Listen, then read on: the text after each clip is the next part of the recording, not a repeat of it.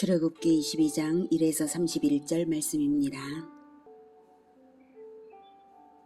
22장. 사람이 소나 양을 도둑질하여 잡거나 팔면 그는 소 한 마리에 소 5마리로 갚고 양 한 마리에 양 4마리로 갚을지니라. 도둑이 뚫고 들어오는 것을 보고 그를 쳐 죽이면 피 흘린 죄가 없으나 해돋은 후에는 피 흘린 죄가 있으리라. 도둑은 반드시 배상할 것이나 배상할 것이 없으면 그 몸을 팔아 그 도둑질한 것을 배상할 것이요, 도둑질한 것이 살아 그의 손에 있으면 소나 나귀나 양을 막론하고 갑절을 배상할지니라. 사람이 밭에서나 포도원에서 짐승을 먹이다가 자기의 짐승을 놓아 남의 밭에서 먹게 하면 자기 밭에 가장 좋은 것과 자기 포도원에 가장 좋은 것으로 배상할지니라.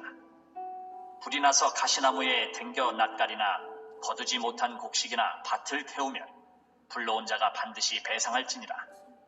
사람이 돈이나 물품을 이웃에게 맡겨 지키게 하였다가 그 이웃집에서 도둑을 맞았는데 그 도둑이 잡히면 갑절을 배상할 것이요, 도둑이 잡히지 아니하면 그 집주인이 재판장 앞에 가서 자기가 그 이웃의 물품에 손댄 여부의 조사를 받을 것이며, 어떤 잃은 물건, 즉 소나 낙이나 양이나 의복이나 또는 다른 잃은 물건에 대하여 어떤 사람이 이르기를 이것이 그것이라 하면 양편이 재판장 앞에 나아갈 것이요, 재판장이 죄 있다고 하는 자가 그 상대편에게 갑절을 배상할지니라.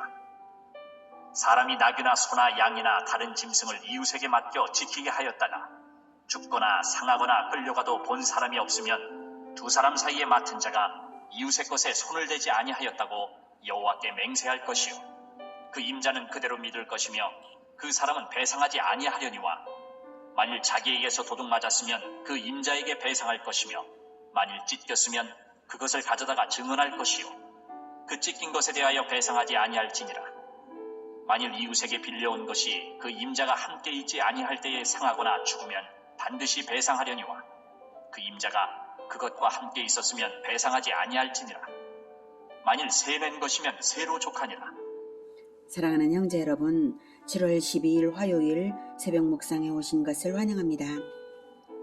지금으로부터 3400년 전에 하나님께서 이스라엘에 세워주신 이 율법은 근현대 법치 제도의 원조가 되었습니다.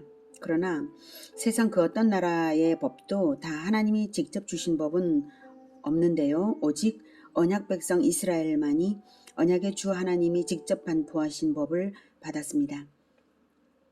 하나님이 하나님의 법치를 시작하신 것의 의의는 그리스도를 기다리는 백성으로서 왕 즉 그리스도의 법을 먼저 생활화하여 신정국가의 기틀을 마련하는 것입니다. 우리도 동일한 정신으로 주기도문으로 기도하죠. 나라가 임하시오며 뜻이 하늘에서 이루어진 것 같이 땅에서도 이루어지이다. 나라가 임하시오며, 예수님의 재림으로 완성될 신정왕국인 그리스도의 나라가 되길 기다리며 이 땅에서 사는 동안도 하나님의 뜻이 땅에서도 이루어지이다 하며 세상을 섬겨야 할 것입니다. 하나님이 법치를 시작하셨다는 것은 이스라엘이 하나님의 나라라는 뜻입니다. 영토는 가나안에 들어가면 될 것이고 백성이 율법으로 다스림을 잘 받아 훈련되면 그때 중보자요 왕이신 그리스도를 보내실 것입니다. 백성들이 십계명 받을 때 요청한 대로죠. 율법에는 공의와 사랑의 양대 통치 원리가 조화롭게 나타나고 있습니다. 대표적으로 제사법은 완전한 공의와 완전한 사랑이 결합되어 있습니다. 죄인은 반드시 죽는다는 심판과 죄 없는 자가 죄인을 대속하면 죄인은 살아난다는 구원이 제사법의 의미입니다. 율법은 그리스도를 보내실 언약의 보증입니다. 법이 있다는 것은 왕이 있다는 것이니까요. 왕을 기다리는 백성은 율법을 지키게 되어 있습니다. 그러므로 구약 율법은 신약 복음의 예표입니다. 예수 그리스도는 구약 율법의 성취요 완성입니다. 구약 율법의 시민법은 산상수훈에 녹아 있고 율법을 지키는 모범은 예수님의 삶에 나타나 있으며 구약의 제사법과 의식법은 십자가의 대속으로서 완성되었으므로 성소 휘장이 찢어짐과 함께 철폐되었습니다. 그러니 신약성경을 알려면 구약성경에서 그 원리를 읽어내야 온전히 신약성경을 알 수 있고요. 구약성경을 온전히 알려면 신약성경의 성취를 알고 읽을 때 구약성경 역시 알 수 있는 것이죠. 다만 구약율법은 그 당시의 시대 배경과 그 당시 인간의 눈높이에 맞추어서 주어진 것입니다. 그러므로 구약율법을 읽을 때는 그 당시 사람의 눈으로 먼저는 그 당시 사람의 눈으로 보고 나서 그 원리를 신약시대의 성취를 살아가는 자로서 알맞게 적용하여 실천하면 될 것입니다. 1에서 15절은 손해배상의 법인데요. 하나님의 세심한 지침이 인상 깊죠. 1절에서는 도둑질한 경우에 양 한 마리에 양 4마리로 갚을지니라. 죽었으면 4배, 팔거나 죽었으면 4배 이고요. 4절에서 보면 그것이 살아있으면 갑절을 배상할지니라. 원래의 것을 돌려주고 살아있는 다른 가축도 그만큼 더 주라 라는 것이죠. 그 다음 이렇게 살았으면 2배, 죽었으면 4배인 것이고요. 5절에 보면 짐승의 경우에도 자기 짐승이 먹어버렸을 경우에 자기 포도원에 가장 좋은 것으로 배상을 해라. 짐승의 행위에까지도 마땅히 배상을 하라고 완전히 세밀하게 명령하고 계십니다. 7절에는 돈이나 물품의 경우에는 갑절을 배상을 하는 것이고요. 그리고 9절에는 이제 양편이 재판장에게 나아가서 재판장이 죄 있다고 하는 자가 그 상대편에게 갑절을 배상할지니라. 그래서 맡겼다가 잃은 물건 이런 경우에 그렇습니다. 그래서 반드시 재판장 앞에 가는 게 중요하죠. 법치에 따르라 이겁니다. 사사로이 재판 행위를 못하는 것을 알 수 있습니다. 이렇게 이웃에게 피해를 입히면 반드시 배상을 하되 2배 또는 4배를 갚으라는 것입니다. 이것으로 끝난 것은 아니고요. 이 부분은 이웃에 대하여 행할 시민법적 부분이고요. 도둑질의 죄를 하나님께 제사로서 회개해야 하므로 속건제를 또 따로 드려야 됩니다. 속건제 제물의 규정은 따로 있습니다. 이렇게 하나님께서는 잘못에 대한 배상을 철저히 명하셨습니다. 우리가 잘못을 그저 입에 발린 말로만 회개하여서 그대로 두면 동일한 죄를 거듭 짓게 되죠. 그렇게 된다면 분명히 배상을 온전히 하지 않았기 때문에 동일한 죄를 짓게 되는 것이죠. 철저한 배상과 철저한 속건제를 드린다면 다시는 동일한 죄를 짓지는 않게 될 것 같아요. 사실 동일한 원리대로 하나님은 우리 삶에 나타나게 하십니다. 뿌린 대로 거두게 하시는 하나님이시므로 거듭되는 죄의 열매를 본인이 맛보게 하시는 하나님이십니다. 그러니 철저한 배상의 정신에 따라 사람에게도 하나님께도 대가를 지불해 드려야 합니다. 그러나 우리의 죄를 완전히 하나님께 배상한다는 것은 불가능하죠. 그래서 완전한 속건제물이신 그리스도가 십자가에서 돌아가실 필요가 있었던 것입니다. 우리를 대신하셔서 속건제물로서 자기를 올려드렸습니다. 이사야는 그리스도의 죽으심이 속건제물인 것을 증언하고 있습니다. 이사야 53장 10절에 여호와께서 그에게 상함을 받게 하시기를 원하사 질고를 당하게 하셨은즉 그의 영혼을 속건제물로 드리기에 이르면 그가 씨를 보게 되며 그의 날은 길 것이요 또 그의 손으로 여호와께서 기뻐하시는 뜻을 성취하리로다. 네. 예수님의 공생애와 십자가는 모든 제사법이 예표한 실체입니다. 그래서 속건제물의 실체입니다. 그리스도의 대속의 완성은 그리스도가 생명씨앗으로 그가 씨를 보게 되며 생명씨앗으로 예수님이 생명씨앗으로서 우리 안에 살아서 영원히 번성하는 것입니다. 그래서 그의 날은 길 것입니다. 우리를 통하여서 번성할 것입니다. 그래서 여호와께서 기뻐하시는 뜻 아무도 셀 수 없는 수의 백성까지 번성하여서 하나님 나라를 완성하는 것, 그 뜻을 성취할 것이다 라고 이사야가 말하고 있습니다. 그러니 산상수훈에 구체적인 조항이 없다고 해서 이웃에게 끼친 폐해를 모른 채 하고 넘어갈 것이 아니라 반드시 넘치는 배상과 넘치는 회개로서 갚아드릴 때에 진정 영혼의 거듭남이 있을 것입니다. 하나님은 백성의 삶에 아주 실제적이고 세심한 관심을 가지신 것이 이 모든 율법에 잘 나타나고 있죠. 사실 하나님은 결코 성막 안에만 계신 분이 아닌 것입니다. 이스라엘과 함께 살고 계셨습니다. 하나님께서 이렇게 다양하고 구체적인 법조항을 주신 것은 공의의 법에 입각한 사회 질서와 상호 신뢰 및 공동체의 안정을 위해 필요한 것이었습니다. 16절.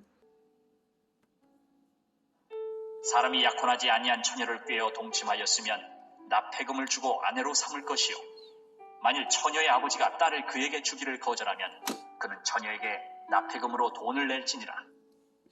네, 이 간음의 처리 규정 중 죽임을 당하지 않고 생명을 구할 수 있는 유일한 경우가 바로 미혼 여자에 대해 결혼으로 책임 의사를 나타낼 경우입니다. 이때 반드시 납폐금 즉 결혼 지참금을 충분히 신부의 아버지에게 지불해야 하는데요. 그 아버지가 거절하면 그 돈을 처녀에게 주라는 것입니다. 18절. 너는 무당을 살려두지 말라. 짐승과 행음하는 자는 반드시 죽일지니라.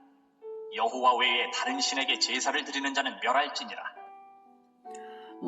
18에서 20절에서는 사교와 동물 성애자, 우상 숭배자 등에 대한 사형 규정인데요. 이 세 가지는 하나님의 형상으로 창조된 인간으로서 하나님을 능욕하는 죄입니다. 우상 숭배가 직접적인 능욕이고요. 동물 성애는 하나님 형상인 인간에 대한 극심한 능욕을 행한 것이므로 반드시 죽이라고 하셨습니다. 영적 문란함과 성적 문란은 창조주와 창조 원리에 대한 모독이란 점에서 같습니다. 21절. 너는 이방 나그네를 압제하지 말며 그들을 학대하지 말라. 너희도 애굽 땅에서 나그네였음이라. 너는 과부나 고아를 해롭게 하지 말라. 내가 만일 그들을 해롭게 함으로 그들이 내게 부르짖으면 내가 반드시 그 부르짖음을 들으리라. 나의 노가 맹렬함으로 내가 칼로 너희를 죽이리니 너희의 아내는 과부가 되고 너희 자녀는 고아가 되리라. 내가 만일 너와 함께한 내 백성 중에서 가난한 자에게 돈을 구워주면 너는 그에게 채권자같이 하지 말며 이자를 받지 말 것이며 내가 만일 이웃의 옷을 전당 잡거든 해가 지기 전에 그에게 돌려보내라. 그것이 유일한 옷이라. 그것이 그의 알몸을 가리를 옷인즉 그가 무엇을 입고 자겠느냐. 그가 내게 부르짖으면 내가 들으리니 나는 자비로운 자임이니라. 너는 재판. 네. 27절까지는 약자를 위한 사회보장법인데요. 약자의 처지를 잘 아시고 그 마음까지 살피시는 하나님의 자비가 잘 나타납니다. 하나님의 마음은 가장 약한 자와 함께 있으십니다. 25절에서 이제 돈을 구워주면 이자를 받지 말라. 이 부분은 동족끼리는 이자를 받지 말라는 뜻이고요. 이방인에게는 이자를 받을 수 있습니다. 자 이제 가장 약한 자와 함께 있으신 그 하나님의 그 마음이 예수님께서 지극히 작은 자와 예수님을 동일시하기까지 하신 그 부분에서 우리가 알 수가 있죠. 마태복음 25장 40절에서 임금이 대답하여 이르시되 내가 진실로 너희에게 이르노니 너희가 여기 내 형제 중에 지극히 작은 자 하나에게 한 것이 곧 내게 한 것이니라. 이런 말씀을 예수님께서 하셨습니다. 지극히 작은 자가 바로 예수님과 동일시 되고 있다는 점 기억을 해야 될 것입니다. 그래서 이왕이면 더욱 작은 자, 더욱 약한 자를 더욱 도와주어야 하겠습니다. 28절. 장을 모독하지 말며 백성의 지도자를 저주하지 말지니라. 너는 내가 추수한 것과 내가 짜낸 즙을 바치기를 더디하지 말지며 내 처음 난 아들들을 내게 줄지며 내 소와 양도 그와 같이 하되 이래 동안 어미와 함께 있게 하다가 여드레 만에 내게 줄지니라. 너희는 내게 거룩한 사람이 될지니 들에서 짐승에게 찢긴 동물의 고기를 먹지 말고 그것을 개에게 던질지니라.